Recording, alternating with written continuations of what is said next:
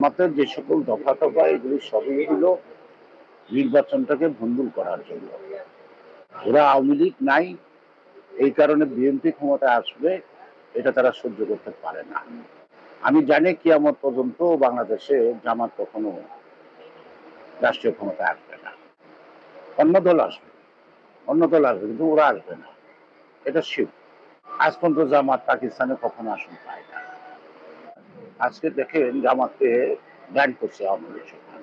আমরা এটা সমর্থন করি নাই, কিন্তু আওয়ামী লীগ ব্যান করছে, এটা নাস্তা আছে। আবার আওয়ামী লীগ ভোট করতে পারবে না। আওয়ামী লীগের যারা অপরাধ করছে তাদের বিচার হবে, কিন্তু দল করতে পারবে না। এটা কেমন কথা? আর সকল রাজনৈতিক দল ব্যান করে কখনো রাজনীতি হয় না। এখন আওয়ামী লীগ নাই, এখন বিএনপি থাকবো না, ৭১-এর রাজাকাটার দেশ চালাইবো, আর এটা আমরা মানবো, এ বেঁচে থাকতে হবে নাকি? অসম্ভব।